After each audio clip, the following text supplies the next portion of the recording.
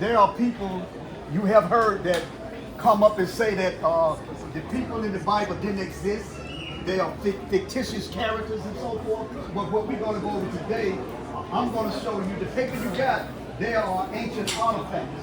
There's archaeology to prove that the people in the Bible exist. Right. There's ancient archaeology to prove that the Gentile nations, like the Assyrian kings, they exist because what I gave you on that sheet, you can find it in the British Museum, you can find it in the Chicago Institute, you can find it in the museum in Paris, France, you can find it in the museum in Israel.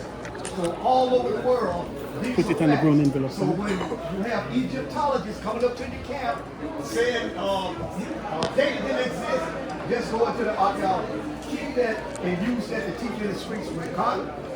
Okay, so let's jump into it now. Your first page is what? The Sennacherib prison, right? Now Sennacherib was, wait, before I start that now, let's get some Israelite history.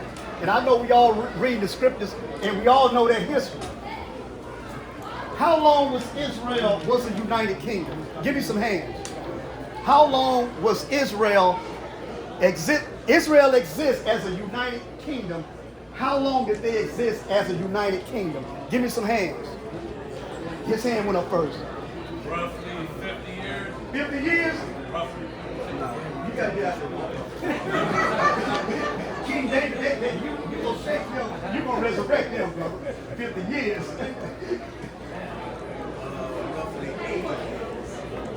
Okay. That's incorrect. Now give me some more hands. We're gonna get the correct year though. I'm just teasing. We're gonna get the correct year. Give me some hands. Either 77 or 74. I mean, what history y'all? We Israelites, right? Okay. We had King Saul, King David, and King Solomon. How many years did each one of those brothers rule? 40 years. I go How many? 40. Now, 120 is what? 120 years was Hebrew Israelite United Kingdom.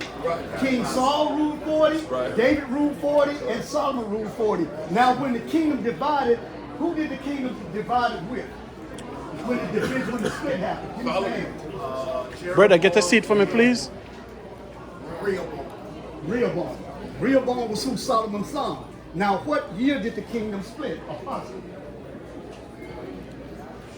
975 BC. Okay, so now let's go get your paperwork. Let's look at the Taylor prison of King Sennacherib, Nineveh. Sennacherib was an Assyrian king. Now, if you got the Bibles, let's go to somebody get this for me and read it for me. 2 Kings, the 18th chapter and the 13th verse. If any brother can get that and read it for me. 2 Kings, the 18th chapter and the 13th verse. When you get it, call it out and read it. 2 Kings, the 18th chapter and the 13th verse. Read it. 2 Kings, 18th chapter. And the 13th verse. 13th verse. Come on. Now in the 14th year of King Hezekiah, did Sennacherib, king of Assyria. Who? Sennacherib. So look at his artifact. Ancient artifact with his name, he's describing his military campaign.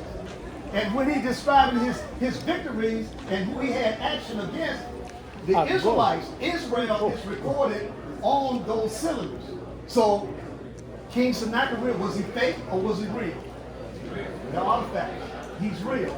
And the scriptures, you got the biblical proof right here in the scriptures.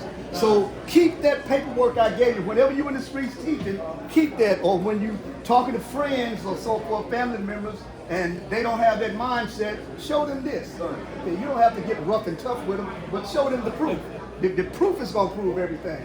Okay, now from here, now remember, Sennacherib was threatening the kingdom of Judah. By that time, the northern kingdom was already destroyed. What year did the northern kingdom was destroyed? What year? They was destroyed against who then? Raise your hand now. Now what year did the Assyrians destroy or take the northern kingdom captive? What year? 722 BC. 722? Redeemed himself. Okay, you're right. 722 BC. Now, what year did the southern kingdom fall to the Babylonians? What year?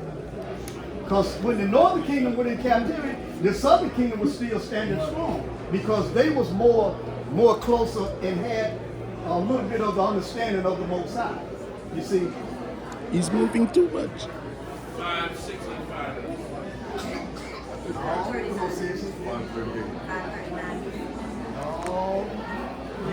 You going into when the Persians took the Babylonians.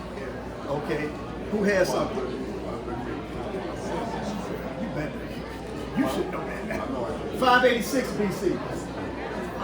Okay, you said that? 586 BC. Okay. Now, if you look at the northern kingdom and the southern kingdom, how many good kings were from the northern kingdom? How many good kings ruled the northern kingdom? Raise your hand. Tell me, how many good kings ruled the northern kingdom? Zero. Right. Now, how many good kings ruled the southern kingdom? Give me about. How many? 10? Okay, let's go about 8 to 10 good kings. Now, what king ruled longer in Israel's northern kingdom and the southern kingdom? What king ruled the longest? Manasseh. How many years did he rule? 55. Now, was he a good king? He started off good, and went crazy. But he was always good. but what got him right? What made him get right? No, he prayed that prayer. In Manasseh, now you really got to be deep in the spirit and suffering to write the prayer of Manasseh, to write a prayer like that. Esau had it. Took him and locked him up in a Babylonian prison. That's when he started crying out to the Most High. Now, did the Most High add on to his years because he started doing the right thing? He probably did. Because he ruled 55 years. He probably took down the high places because he was doing child sacrifice, burning the children through the fire to the god Molech. He was doing all of that. Prostitution, homosexuality, and all that, brother. And when he got locked up, he repented and he pleaded with the Most High, and the Most High released him from prison, and he continued to rule his kingdom. So he probably ruled those last years right. He was wicked. Now, whose son was he? He was Hezekiah. King Hezekiah. Now turn the page. Let's go to the next one. The Manasseh Stele really is pronounced still. I call them steles. The Manasseh Stele. Manasseh was an Egyptian pharaoh, let's say around the 1200 BC. Now, this Manasseh Stele is also called Israel Stele, and is also called the Victory Stele. And if you read on line 27, I mean, y'all can go to the computer and put it up yourself and blow it up. Okay, you probably can't see it on that, but line 27, Manasseh mentioned Israel. So if Israel didn't exist, why is their name being mentioned in studies and archaeology of Egyptian rule? See my point? Okay, let's move from here. Let's turn the page. Let's go to the Kirk monolith and the black obelisk. Now the Kirk monolith is dealing with the Assyrian king Shalmaneser III. Now, in the black obelisk and in the Kirk monolith, Shalmaneser mentions a king of Israel by the name of Ahab. Now, Ahab is recorded in the Bible. Now, who was his wife? Who was King Ahab's wife? Jezebel. My mother-in-law. Now, who was their daughter? Athaliah was the daughter. Now, you had Jezebel. She was in the northern kingdom, along with her husband, married to her husband Ahab. She was working on the northern kingdom, doing witchcraft and spreading these different gods, trying to bring down the northern kingdom of spiritual warfare. But her daughter, Athaliah, was married to a king of Judah, and she was in the southern kingdom doing witchcraft and spreading these gods, trying to bring the southern kingdom down. So that was mother and daughter, huh? All right, so let's go to the scripture. Same brother. 1 Kings, the 16th chapter and the 30th verse. When you get it, call it out and read it. 1 Kings, the 16th chapter and the 30th verse. We're going to read King Ahab's name, and King Ahab is mentioned on the Kirk monolith and on the black obelisk of Shalmaneser III. So that's history, that's ancient artifacts, and King Ahab's name is in the Bible. Okay, that's proven, right? Okay, call it out and read it, brothers. 1 Kings, the 16th chapter and the 30th verse. Book of 1 Kings, chapter 16, verse 30. Come on. And Ahab, See? the son of Omri, did Right. evil in the sight of the Lord above all. Did he do good?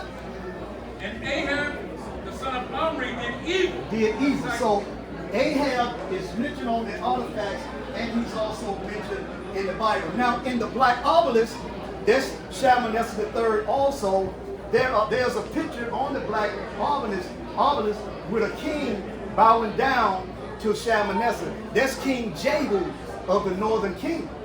Now, he's mentioned in the scriptures. Let's go to 2 Kings, the 9th chapter and the 14th verse. 2 Kings, the 9th chapter and the 14th verse. You get ready to roll out? Can somebody else get that for me? Oh, okay. 2 Kings, the 9th chapter and the 14th verse. Get that. We're going to read Jehu's name. His name is mentioned in the black obelisk, and his name is also in the scripture. Come on. 2 Kings, the 9th chapter and the 14th verse. The book of 2 Kings, the 9th chapter, and the 14th verse. And it reads, So Jehu, See? the son of Jehoshaphat, Right. the son of Nimshi, conspired against Joram. Okay, that's all I wanted. I just want to mention their names to prove that they in history, they own these stones, and their name is in the Bible as well. A lot of this stuff is in the British Museum, like I said before, in the museums in Israel, in the Chicago Institute, in museums in Paris, France, and in Britain. Proof is there. Take a try to go check it out. Okay, now turn your page.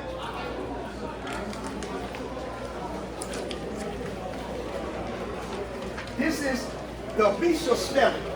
It's also called what? It's called something else. The Misha Stele is called what? The Moabite stone.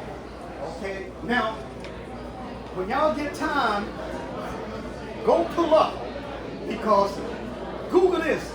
Google God's name in the Hebrew on line 18. I think it's 18 or 19. Okay, line 18. Don't put Yahweh's name, and then Yahweh will come up. You'll find a song with Yahweh in ancient Hebrew. Not Yahweh, it's Yahweh. But you'll have to put Yahweh there, because if you put Yahweh, you probably can't find it. You see what I'm saying? So on the 18th line of the Moabite stone is the ancient Hebrew with the Most High's name, the hieroglyphics, Yahweh. So that's showing you that nations back then knew the Most High's name as Yahweh. They didn't know him as God or Father, this and that. It was Yahweh. Okay, doing the deliverance from Egypt. The Egyptians knew about the Most High. All the nations knew about the Most High. They knew what happened to the Egyptians. They called him the terrible power, the terrible God. They even called him a demon God because of the treacherous that he did to the Egyptians. Look, our God is terrible, man. See, we don't know that though. See, because a lot of us do all these little slick stuff that we do and don't have no fear for it. But when you get on our behind, you will fear him. We have a terrible father, brothers. And when you read in our history, that other nations tremble when the Most High's name is mentioned. But on the 19th line of the Misha Stele, the Moabite stone, or the 18th line rather, you will see the Most High's name in the hieroglyphics in the ancient Hebrew. How you will see it. Okay. Now let's go to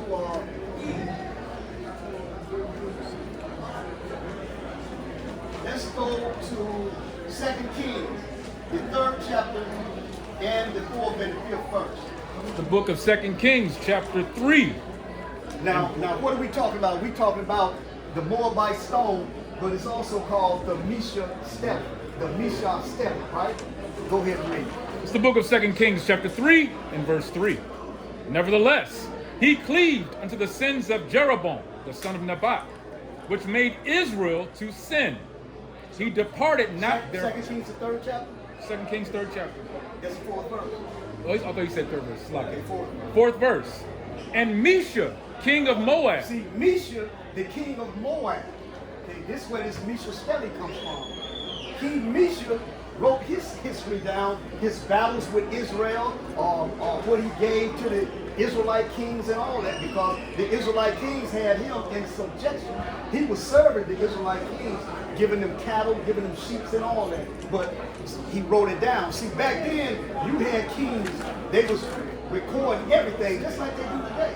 America is recording everything. Slavery was recorded. 1960s was recorded. That's why they show you those documentaries. Okay, every ruler record everything that they do in history, whether it's good or whether it's bad. So read that again, brother. Fourth verse. It's the book of 2 Kings, chapter 3 and verse 4. And Mesha, king of Moab, was a sheep master, and rendered unto the king of Israel Rendered unto the king of Israel 100,000 lambs and 100,000 rams with the wool. Read the fifth verse. Verse 5. But it came to pass, when Ahab was dead, that the king of Moab rebelled against the king of Israel. That always happens. See, when a powerful king of the nation of Israel, when he died, then the kings that the king of Israel had battles with, they want to rebel now. Just like when Solomon messed up. Now, the nations feared King David. They feared Joab. They feared Benaniah, Abishai. They feared those guys. Now, when David and Joab, the mighty men, were dead, now when Solomon messed up, Hadad, the Edomite, everybody began to rebel. You see that? Because Hadad was under the Egyptians. And he asked the Egyptian Pharaoh, hey, I have to leave you now. He said, well, what have I done wrong to you? No, I have to go and attack Solomon and take back land that he took from my father. See, that's what's supposed to be going on today. Taking back what they took from your father. See, we don't do that though. If you watch them Chinese movies, they do that. They'll come up to you, you kill my teacher. They'll get on that behind, man. And they go all throughout the history and they want to get at you. See, we got to think like that. Don't commit those acts though, but always keep that history of our fathers and mothers in our mind. Okay, so King Mesha is in the book of Kings. Now, turn the page.